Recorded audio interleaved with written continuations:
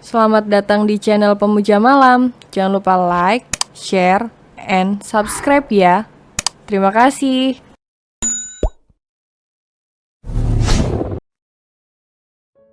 Episode 32.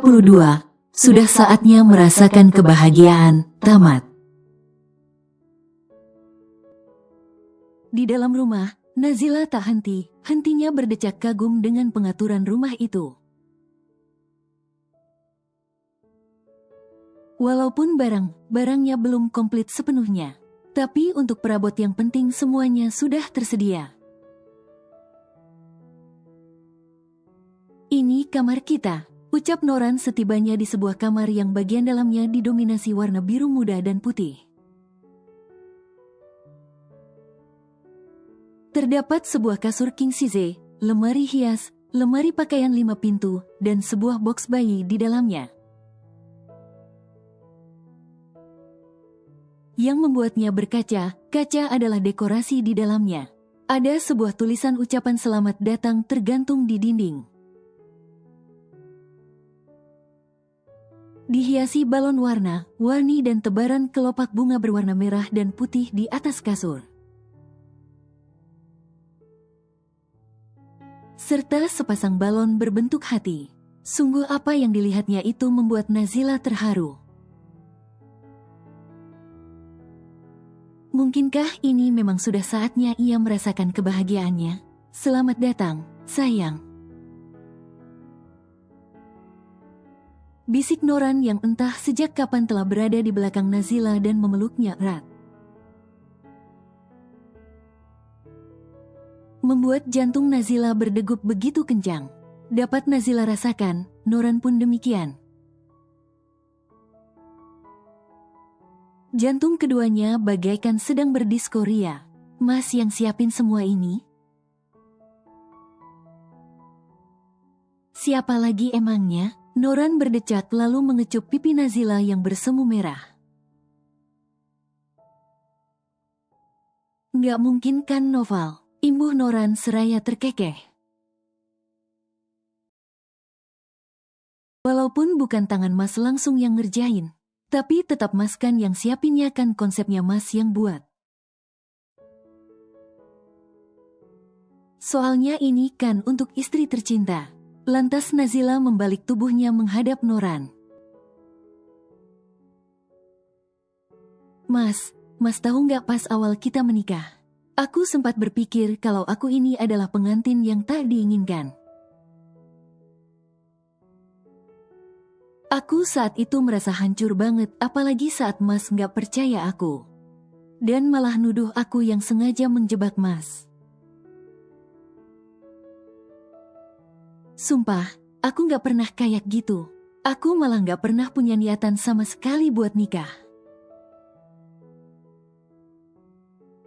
Bagi aku menikah itu musibah. Aku takut berakhir seperti ibu, ujar Nazila yang untuk pertama kalinya mencoba terbuka. Aku juga sempat takut hamil. Aku takut nasib anak kita berakhir sama seperti diriku. Aku benar takut. Mas tahu, saat pertengkaran terakhir kita, sebenarnya aku ingin memberitahukan tentang kehamilanku. Besar harapanku setelah Mas tahu, kita bisa memulai segalanya dari awal, tapi maafkan, Mas. Maafkan Mas. Lah, Mas tahu, Mas salah. Mas bodoh dengan percaya begitu saja pada orang yang berniat jahat dengan kita, tanpa mencari kebenarannya terlebih dahulu. Maafin Mas, sayang. Mas janji, itu adalah terakhir kalinya Mas bersikap bodoh seperti itu. Maafkan Mas, sayang, maaf. Potong Noran yang kini telah terisak sambil memeluk Nazila. Noran sadar, kesalahannya begitu besar. Bahkan karena kebodohannya, Nazila sampai harus menjalani kehamilannya seorang diri. tanpa dirinya maupun keluarganya. Bahkan sebelum itu, ia juga tidak mendampingi Nazila saat ibunya meninggal.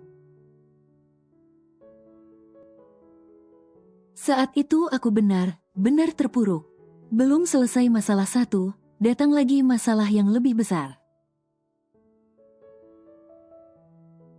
Ibu meninggal membuatku makin terpuruk. Aku kehilangan topangan. Aku hancur. Lalu Mas menghilang. Di saat aku terpuruk, ada yang mengirimkan foto Mas sedang. Nazila makin terisak saat mengingat foto Noran sedang berada di atas tubuh Sarah. Hal itu yang membuatnya makin terpuruk dan berpikir untuk pergi. Belum lagi teror yang terus-terusan datang membuatnya menyerah untuk bertahan. Sayang, kamu percaya aku kan? Aku yakin, kau pergi karena teror dari Sarah dan foto itu. Untuk foto itu nggak benar sayang. Aku nggak pernah macam sama dia. Justru Mas selalu mual setiap berdekatan dengan dia. Mas sampai bolak-balik rumah sakit untuk periksa. Tapi nggak ada gejala penyakit apa-apa. Sampai Mas tahu dari chat Karin kalau kamu sedang hamil. Barulah Mas sadar, mungkin itu pengaruh kehamilanmu. Sepertinya si baby nggak mau ayahnya berdekatan dengan orang wanita lain. Jadi Mas selalu mual dan berakhir muntah saat berdekatan dengan Sarah. Terang Noran jujur, lalu foto itu? Di foto terakhir yang dikirimkan oleh seseorang tanpa nama itu, ada foto Noran yang sedang berada di atas tubuh Sarah. Walaupun masih berpakaian lengkap, tapi Nazila yang sedang terpuruk pasti akan berpikiran negatif melihatnya. Malam itu Mas ingin mengajak Sarah makan malam sesuai janji Mas. Sebab selama di Bali Mas selalu sibuk. Mas sebenarnya nggak berniat mengajak Sarah ke sana tapi dia maksa. Nah, malam itu pas Mas mau jemput Sarah di kamarnya ternyata Sarah sedang sakit. Pas Mas mau bantu dia bangun, entah gimana caranya tiba-tiba Mas terjatuh. Dan hampir menimpa tubuh Sarah. Tapi sumpah, Mas nggak ngelakuin apa-apa. Mas justru langsung mual dan berlari ke kamar mandi setelahnya. Tiba-tiba aja Mas ikutan sakit. Jadi Mas sengaja meminta bantuan pihak hotel menelpon dokter untuk merawat Sarah. Sedangkan Mas merawat diri sendiri di kamar hotel. Setelah sembuh, Mas segera menyelesaikan pekerjaan Mas terus cepat pulang. Setibanya Mas di apartemen, semua ruangan gelap gulita. Mas pikir kamu udah tidur sampai keesokan harinya. Mama datang dan marahin Mas karena nggak menemani kamu di saat ibu meninggal. Padahal Mas belum pernah satu kali pun bertemu. Sampai akhirnya Bi Arum juga datang dan marahin Mas. Di saat itu juga Mas baru tahu kalau kamu pergi. Mas sampai cari kamu kemanapun tapi nggak ketemu. Mas sampai hampir gila karena merindukanmu, sayang. Mas hampir putus asa, tapi syukurlah kita akhirnya bertemu kembali. Mas nggak bisa bayangin gimana nasib Mas kalau kamu pergi dan nggak ketemu lagi. Makasih banyak ya, sayang karena udah mau kembali. I love you so much. Ucap Noran di hadapan Nazila. Mata Nazila sampai berkaca-kaca mendengarkan setiap penuturan Noran. yang syarat akan penyesalan dan kesungguhan. Dalam hati, ia pun bersyukur kembali dipertemukan dengan Noran. Nazila juga amat sangat mencintai laki-laki itu. Lah. Panggil Noran sambil memangkas jarak dengan Nazila yang tadi sempat renggang. Iya. Sahut Nazila gugup saat wajahnya ditatap Noran intens. Kamu juga mencintai Mas kan? Tanya Noran harap cemas. Nazila terdiam sambil menundukkan wajahnya. Ditanya seperti itu membuat jantungnya berdegup kencang. Lah. Panggil Noran lagi. Aku. Aku apa? Tangan Noran kini telah beralih merengkuh pinggang Nazila. Hingga dada mereka saling bertubrukan. Diangkatnya dagu Nazila agar mata mereka saling bersirobok. Jawab aku, lah, ucap Noran lirih dengan sorot mata mendamba. Hangat nafas Noran menerpa wajah Nazila hingga nafasnya rasanya tercekat. Lah. Panggil Noran lagi saat Nazila justru terdiam sambil memandangi wajahnya. Aku enggak. Tiba nafas Noran tercekat saat mendengar dua kata itu. Tapi ia mencoba menahan diri dengan menanti kelanjutan ucapan istrinya. Aku enggak menyangkal kalau aku juga mencintai Mas Noran. Jawabnya gugup. Sontak saja mata Noran berbinar cerah. Ia pun langsung memeluk tubuh Nazila. Tapi tidak begitu erat sebab ia sadar luka di perut Nazila belum sepenuhnya pulih. Sejak kapan? Tanya Noran yang penasaran sejak kapan istrinya menaruh hati padanya. Sejak kurang lebih 4 tahun yang lalu, ungkap Nazila jujur membuat Noran membulatkan matanya. Selama itu, bagaimana bisa? Jangan tanya itu, Ila juga nggak tahu. Yang pasti Ila ngerasain perasaan ini sejak hampir 4 tahun yang lalu. Mungkin Mas lupa, saat aku mulai bekerja di perusahaan. Aku pernah terlambat datang ke kantor karena motor ojek yang aku tumpangi pecah ban. Aku sampai dimarahi pihak HRD karena dianggap tidak profesional. Tapi dengan bijak Mas Noran membantuku keluar dari masalah.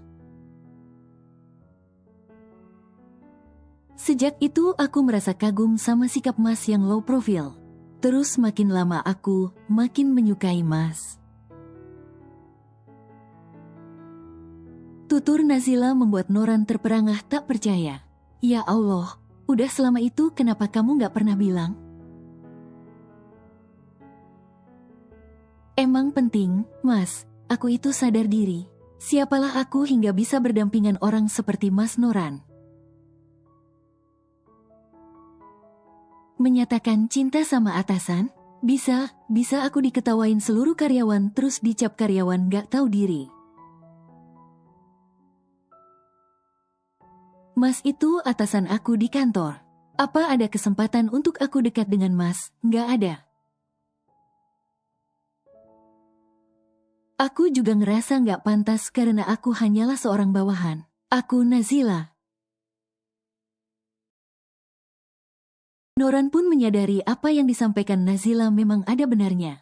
Ngomong kau ternyata sungguh pandai menyembunyikan perasaanmu. Bahkan saat menjadi sekretarisku saja kau bisa tetap bersikap profesional.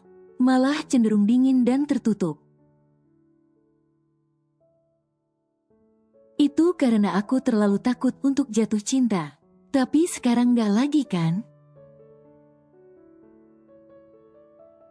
Masih takut? Kenapa? Please, buang jauh rasa ketakutanmu. Mas sungguh ingin selalu bersama denganmu. Hanya kamu mau kan menghabiskan sisa hidupmu bersama Mas? Ucap Noran sungguh. Melihat kesungguhan Noran, Nazila pun akhirnya mengangguk seraya tersenyum manis. Noran yang mendapati istrinya mau menerimanya sepenuh hati lantas berseru riang. Ia pun semakin mengikis jarak dan menyatukan bibir mereka dengan sebuah ciuman hangat dan nyaman.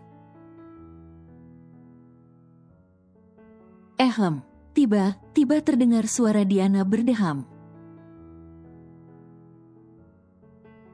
Membuat keduanya harus segera melepaskan pertautan bibir mereka.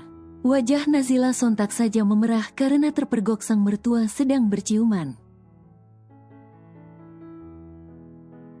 Walaupun itu dengan suaminya sendiri, Noval nangis, kayaknya haus.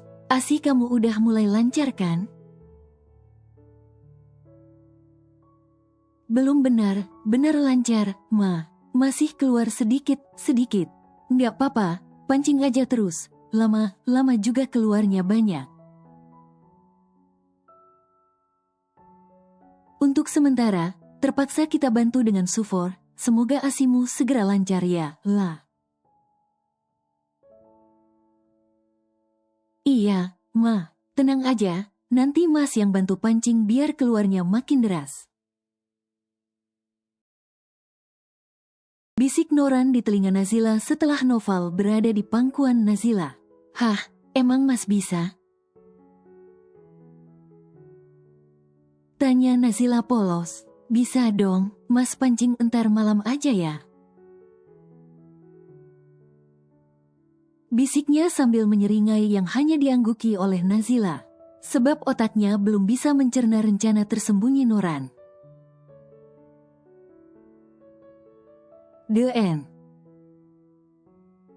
Cerita dengan judul Pengantin Tak Diinginkan telah selesai. Terima kasih telah mengikuti cerita sampai selesai. Sampai berjumpa lagi dengan cerita yang baru.